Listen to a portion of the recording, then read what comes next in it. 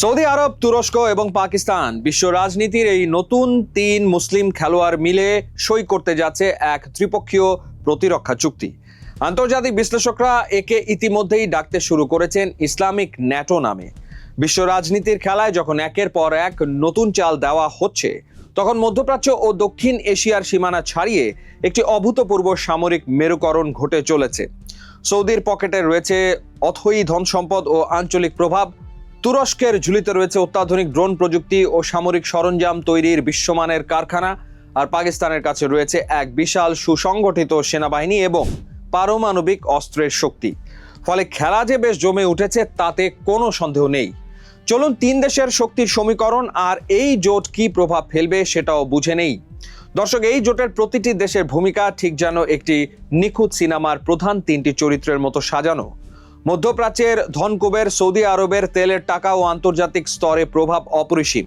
তবে বিশাল সামরিক বাজেট থাকা সত্ত্বেও নিজস্ব দক্ষ সামরিক শক্তির অভাব তাদের দীর্ঘদিনের দুর্বলতা। এই জোটে সৌদির মূল অবদান হবে বিপুল আর্থিক রসদ ও বিনিয়োগ, যার বিনিময়ে তারা নিজেদের স্থায়ী নিরাপত্তা নিশ্চিত করতে চায়। অন্যদিকে তুরস্ক ন্যাটোর পুরনো সদস্য। বিগত কয়েক বছরে তারা সামরিক প্রযুক্তিতে, বিশেষ করে বায়ারাক্তার ড্রোনের ক্ষেত্রে বিশ্বজুড়ে বৈপ্লবিক পরিবর্তন এনেছে। তারা জোটে নিয়ে আসছে সামরিক প্রযুক্তি হস্তান্তর এবং ন্যাটো মানের আধুনিক প্রতিরক্ষা শিল্পের অভিজ্ঞতা। এদিকে অর্থনৈতিকভাবে জর্জরিত হলেও পাকিস্তান মুসলিম বিশ্বের একমাত্র পারমাণবিক শক্তির অধিকারী দেশ। পাশাপাশি পাকিস্তানের রয়েছে যুদ্ধক্ষেত্রে পরীক্ষিত এক বিশাল ও শক্তিশালী সেনাবাহিনী। আগে থেকেই চুক্তি অনুযায়ী সৌদি আরবে পাকিস্তানের প্রায় 25,000 সেনা, যুদ্ধবিমান ও নৌবহর মোতায়েনের কথা ছিল। এখন সেই সম্পর্ক আরো এক ধাপ এগিয়ে পূর্ণাঙ্গ সামরিক জোটে পরিণত হচ্ছে। এখন প্রশ্ন হলো, হঠাৎ কেন এই জোটের প্রয়োজন হলো? দর্শক, আন্তর্জাতিক ভূ রাজনীতির হাওয়া হঠাৎ করে এই দিকে ঘুরল কেন তা বুঝতে হলে একটু পেছনের দৃশ্যপট দেখা দরকার। বহু বছর ধরে মধ্যপ্রাচ্যের নিরাপত্তার মূল দায়িত্ব পালন করে এসছে আমেরিকা, কিন্তু সময়ের সাথে সাথে ওয়াশিংটনের নজর এখন চীন বা অন্যান্য বৈশ্বিক চ্যালেঞ্জের দিকে। ফলে মধ্যপ্রাচ্যের পরাশক্তিগুলো বুঝতে পারছে যে কেবল আমেরিকার ওপর ভরসা করে বসে থাকলে চলবে না। তার ওপর ইসরায়েল ও ইরানের মধ্যকার ক্রমবর্ধমান উত্তেজনা এবং পুরো মধ্যপ্রাচ্যের অস্থিতিশীলতা এই তিন দেশকে অনুধাবন করিয়েছে যে আলাদাভাবে লড়াই করার চেয়ে একটি সমন্বিত নিরাপত্তা বলয় তৈরি করাই হবে সবচেয়ে বুদ্ধিমানের কাজ। দর্শক, কাগজে কলমে এই তিন পরাশক্তির জোট এক বিরাট আলোড়ন সৃষ্টি করেছে, তবে বিশ্ব রাজনীতিতে এর বহুমাত্রিক প্রভাব পড়তে বাধ্য। ভারতের জন্য এই জোট বড় উদ্বেগের কারণ হতে পারে। পাকিস্তানের প্রতিরক্ষা বাহিনীর পেছনে যদি তুর্কি ড্রোন প্রযুক্তি ও সৌদির বিপুল অর্থ যুক্ত হয়, তবে তা দক্ষিণ এশিয়ার সামরিক শক্তি সমীকরণে পাকিস্তানের অবস্থানকে অনেকটাই মজবুত করবে। আবার তুরস্ক খোদ ন্যাটোর সক্রিয় সদস্য।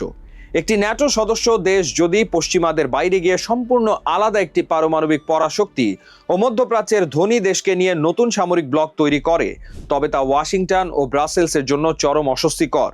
সেই সাথে ইরান বা ইসরায়েলের মতো আঞ্চলিক শক্তিগুলো এই জোটকে নিশ্চিতভাবেই নিজেদের প্রতিরক্ষার বিরুদ্ধে একটি সম্ভাব্য হুমকি হিসেবে দেখবে। দর্শক, কাগজে কলমে এই ত্রিভুজ জোটকে যতটাই শক্তিশালী ও অপরাজেয় মনে হোক না কেন, বাস্তব রাজনীতির পথ অতটা মসৃণ নয়। তিন দেশের মূল জাতীয় লক্ষ্য কিন্তু ভিন্ন। তুরস্কের প্রেসিডেন্ট এরদোয়ান চান পুরো ইসলামিক বিশ্বের অবিসংবাদিত নেতা হয়ে উঠতে। সৌদি আরব আবার নিজেদের ঐতিহাসিক আঞ্চলিক নেতৃত্ব হাতছাড়া করতে নারাজ। আর পাকিস্তানের মূল লক্ষ্য এই জোটকে ব্যবহার করে নিজেদের ভঙ্গুর অর্থনীতিকে ঘুরে দাঁড় করানো এবং বিপুল পরিমাণ সৌদি বিনিয়োগ নিশ্চিত করা। ভিন্ন ভিন্ন রাজনৈতিক উচ্চাকাঙ্ক্ষা থাকা সত্ত্বেও যৌথ সামরিক মহড়া, প্রযুক্তি বিনিময় এবং গোয়েন্দা তথ্য আদান প্রদানের মাধ্যমে তারা যদি সত্যি এক ছাতার নিচে স্থায়ী হতে পারে, তবে তা কেবল মধ্যপ্রাচ্য নয়, পুরো বিশ্বের নতুন নিরাপত্তা কাঠামোকে নতুন করে লিখতে বাধ্য করবে।